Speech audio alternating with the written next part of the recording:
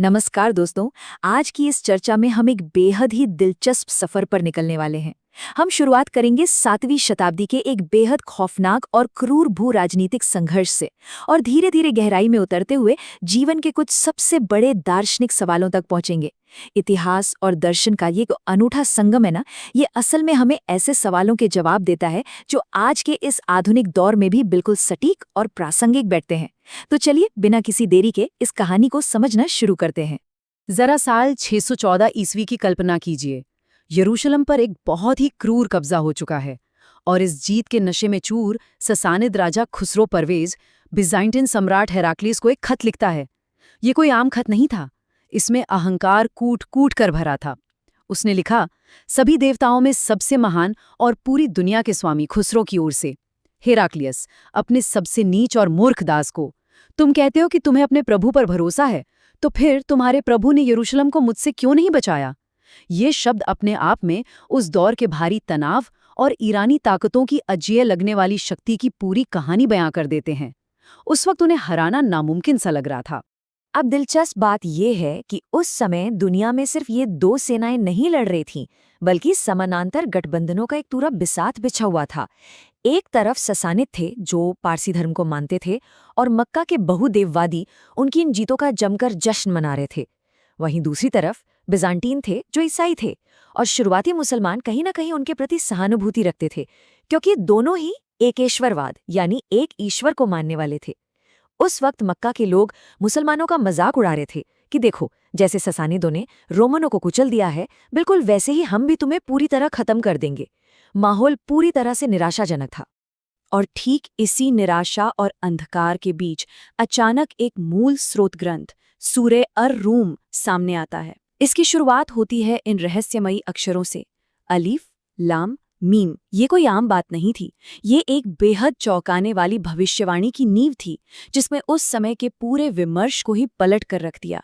ये सिर्फ कोई आध्यात्मिक संदेश नहीं था, बल्कि दुनिया की सबसे बड़ी ताकतों की भू राजनीति पर एक सीधा और बेबाक बयान था। ये ग्रंथ बिना किसी लाग लपेट के बहुत ही स्पष्ट रूप से बिज़ेंटाइन साम्राज्य की उस करारी और तत्काल हार को स्वीकार करता है। इसमें साफ तौर पर घोषणा की गई, रोमी पास की भूमि में पराजित हो गए हैं। इसमें कुछ भी छिपाया नहीं गया, क्योंकि ये एक ऐसा सच था जिसे पूरी दुनिया अपनी आंखों से देख रही थी। ससानिदों का कब्जा हर तरफ फैल चुका था और रोमनों की स्थिति उस वक्त इतनी कमजोर थी कि उनके वापस उठने की कोई उम्मीद ही नहीं बची थी। लेकिन हार को स्वीकार करने के ठीक बाद एक ऐसी भविष्यवाणी सामने आती है जो उस समय के हालात को देखते हुए पूरी तरह से असंभव बल्कि पागलपन लग रही थी।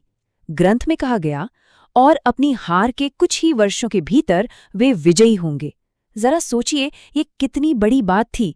इसने न केवल उस टूटे हुए रोमन साम्राज्य की वापसी की भविष्यवाणी की, बल्कि ये भी संकेत दिया कि ठीक उसी समय क्रूर उत्पीड़न का सामना कर रहे शुरुआती मुसलमान भी अपनी जीत का जश्न मनाएंगे। ये एक साथ दो असंभव जीतों का दावा था।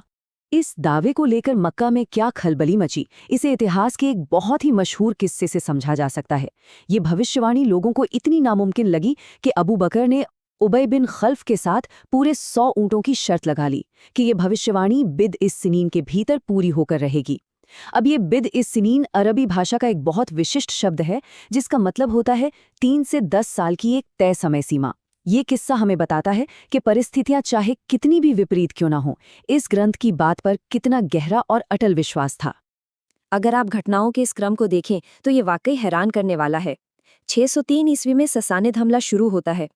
614 तक आते आते यरूशलेम ढह जाता है और फिर 615 ईस्वी में ये अकल्पनीय भविष्यवाणी सामने आती है और फिर बिल्कुल चौंकाने वाले तरीके से 623 ईस्वी में उसी संकीर्ण समय सीमा के भीतर बिजांटीन साम्राज्य अपना जवाबी हमला शुरू कर देता है। एक तरफ ससानिद विजय का विनाशकारी दौर और दूसरी तरफ इस सटीक समय सीमा का ये अद्भुत तालमेल, ये किसी को भी सोचने पर मजबूर कर देता है। फिर आता है साल 624 ईस्वी, इतिहास का एक ऐसा इम्पॉसिबल टर्निंग पॉइंट जिसकी किसी ने सपने में भी कल्पना नहीं की थी। सम्राट हेराक्लियस ने अज़रबैजान में प्रवेश किया और सीधे पारसी धर्म के संस्थापक ज़ोरोस्टर के जन्मस्थान को ही तबाह कर दिया। और सबसे कमाल की बात तो ये थी कि ठीक इसी साल शुरुआती मुसलमानों ने बद्र के युद्ध में अपनी सबसे पहली और निर्णायक जीत हासिल की। ऐसा लग रहा था मानो रातों रात दो अलग अलग मोर्चों पर पासा पूरी तरह से पलट गया हो। इसके बाद ससानिद वर्चस्व ताश के पत्तों की तरह ढह गया, और वो भी बहुत तेजी से। 627 ईस्वी में नीनेवे में बिज़ांटीन की एक बड़ी जीत हुई। इसके तुरंत बाद 628 में एक आंतरिक विद्रोह के चलते उसी खुसरो को, जिसने वो अहंकारी खत लिखा था, कैद करके मार डाला गया। अंततः एक शांति समझौता हुआ, कब्जे वाले इलाके वापस मिल गए और ट्रू क्रॉस को बहाल कर दिया गया, बिल्कुल उसी भविष्यवाणी के समय के भीतर। इतिहास का ये इतना बड़ा रहस्य एकदम सटीक तरीके से सुलझा। अब बाहरी ऐतिहासिक घटनाओं के इस भारी उथल-पुथल के शांत होने के बाद ये पूरा विश्लेषण एक बेहद गहरे दार्शनिक प्रश्न की ओर मुड़ता है। ग्रंथ पूछता है, क्या उन्होंने कभी अपने आप में विचार नहीं किया? ये कोई छोटा सवाल नहीं है। ये हमसे कहता है कि जरा बाहरी दुनिया के इस शोर शराबे और लड़ाइयों से अपनी नजरें हटाओ और अपने अंदर झांक कर देखो। यह सवाल असल में एक बहुत ही गहरी अवधारणा की ओर इशारा कर रहा है, जिसे द अपैरेंट या सतही पहलू कहा गया है। यह हमारी दुनिया का वो बाहरी रूप है जो हमें अपनी आंखों से बहुत आसानी से दिख जाता है। लेकिन दिक्कत यह है कि यही सतही नज़ारा अक्सर हमें छिपे हुए सत्यों और अंतिम वास्तविकताओं के प्रति बिल्कुल अंधा कर देता है। ग्रंथ का मुख्य तर्क यही है, जिस तरह लोगों ने रोमनों की उस बाहरी हार को ही अंतिम सत्य मान लिया था, ठीक वैसे ही इंसान अक्सर सिर्फ सतह को देखकर सच्चाई का पूरी तरह से गलत आकलन कर बैठता है। इस विचार को और भी विस्तार देते हुए ये ग्रंथ ब्रह्मांड के कई गहरे संकेतों यानी साइंस की बात करता है, जैसे सिर्फ मिट्टी से मानवता का निर्माण हो जाना, शांति, प्रेम और दया के लिए जीवन साथी का होना, हमारी भाषाओं और रंगों में इतनी विविधता, डर और उम्मीद दोनों जगाने वाली कड़कती बिजली, और वो बारिश जो एक सूखी मृत जमीन को फिर से हरा भरा कर देती है। ये सब महज इत्तेफाक नहीं है, ये बहुत ही खूबसूरती से दर्शाते हैं कि ये प्राकृतिक दुनिया एक बहुत उच्च व्यवस्था और एक सोची समझी रचना का जीता जागता सबूत है। इन बातों को समेटते हुए ग्रंथ में एक बहुत ही खूबसूरत और गहरी बात कही गई है।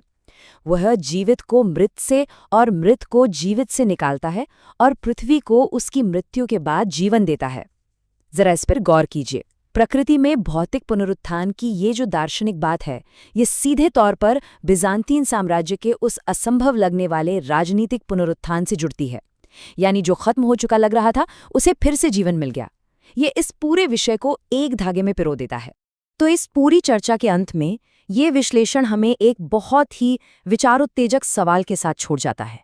क्या आज के इस तेज तर्रार दौर में हम और आप सांसारिक जीवन की ऊपरी चमक दमक में इतने उलझ गए हैं कि उन संकेतों को देख ही नहीं पा रहे जो बिल्कुल हमारी आंखों के सामने हैं? क्या सिर्फ सतही चीजों को देखने की जो ऐतिहासिक गलती उन लोगों ने की थी, वही गलती आज हम दोहरा रहे हैं? ये एक ऐसा सवाल है जो हमें अपने आसपास की दुनिया को एक बिल्कुल नई और गहरी नज़र से देखने के लिए प्रेरित करता है। इस पर विचार जरूर कीजिएगा।